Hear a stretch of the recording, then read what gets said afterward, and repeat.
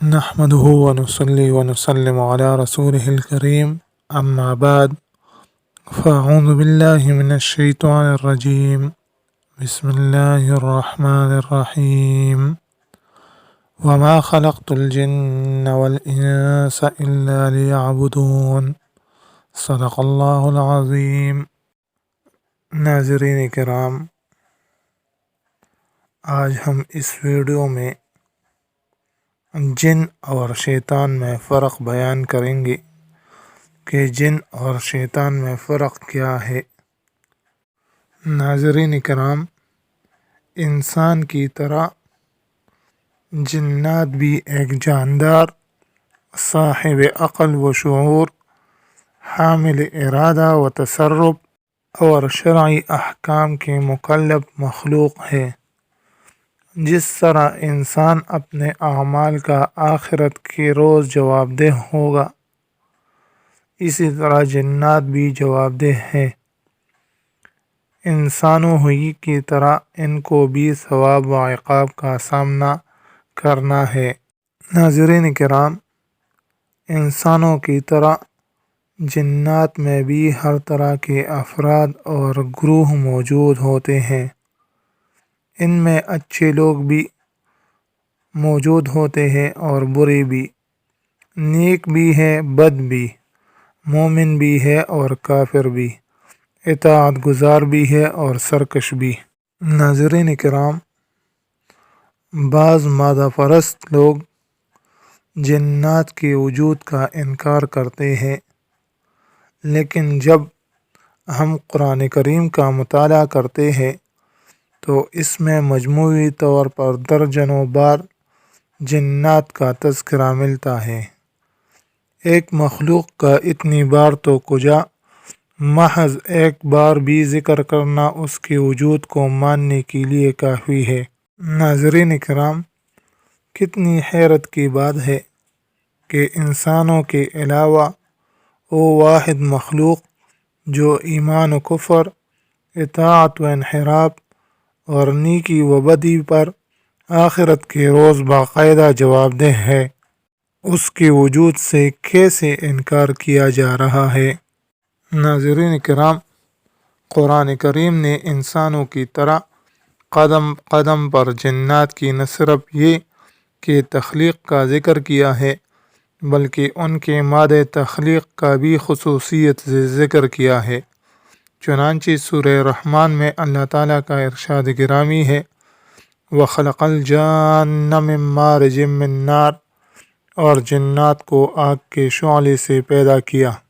ام المؤمنین سیدہ عائشہ صدیقہ رضی اللہ عنہ فرماتی ہے کہ حضور اقدس صلی اللہ علیہ وآلہ وسلم نے ارشاد فرمایا، فرشتوں کو اللہ تعالیٰ نے نور سے، جنات کو آگ سے، اور آدم علیہ السلام کو اس چیز سے پیدا کیا گیا جو تمہیں بتا دی گئی۔ ناظرین کرام، قرآن کریم ہمارے سامنے یہ حقیقت دو ٹوک الفاظ میں رکھتا ہے کہ شیطان جنات میں سے ہے۔ ارشاد باری تعالیٰ ہے، کان من الجن ففسق عن امر ربہ، وہ جنات میں سے تھا، پھر اس سے اپنے رب کے حکم کی نافرمانی کی۔ سید المفسرین سیدنا عبداللہ ابن عباس رضی اللہ عنہ فرماتے ہیں، ابلیس جب تک ملائکہ کے ساتھ رہا اس وقت اس کا نام عزازیل رہا، پھر جب ملعون ہوا تو اس کا نام ابلیس رکھ دیا گیا، اور یہ چاروں پروں والے فرشتوں میں سے تھا۔ ایک دوسری روایت میں حضرت عبداللہ ابن عباس رضی اللہ عنہ فرماتے ہیں، فرشتوں کا ایک قبیلہ جنات میں سے تھا اور ابلیس کا تعلق اسی قبیلہ سے تھا، اور آسمان و زمین کے درمیان کا وہ نگران تھا۔ امام ضحاک رحمہ اللہ، فسجدوا الا ابلیس کان من الجن، آیت کے تحت تفسیر میں یہ فرماتے ہیں، حضرت عبداللہ ابن عباس رضی اللہ عنہ نے فرمایا کہ ابلیس ملائکہ کا سردار اور قبیلہ کے اعتبار میں سے سب سے زیادہ معزز تھا، نیز جنت کے باغات پر نگران تھا، اور اس کے لیے آسمان دنیا اور زمین پر بادشاہت تھی۔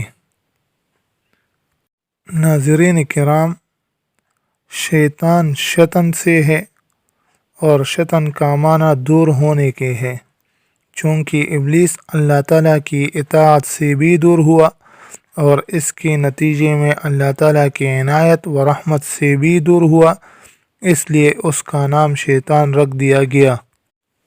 دوسرا قول شیطان کے بارے میں یہ ہے کہ اس کا معنی شاط یشیتو سے ہے، جس کا معنی ہلاک ہونے کے ہے۔ شیطان بھی انسان کو ہلاک کر دیتا ہے اور انہیں جہنم کا ایندھن بنا دیتا ہے، اس لیے اسے شیطان کہتے ہیں، اور ان کا اصلی نام ابلیس بھی ہے۔ ابلیس ابلس یبلس ابلاسن سے ہے۔ ابلاس کا معنی مایوس ہونے کے ہے، چونکہ شیطان بھی اللہ تعالیٰ کی رحمت و عنایت سے مایوس ہو گیا ہے، اس لیے اس کا نام ابلیس رکھ دیا گیا۔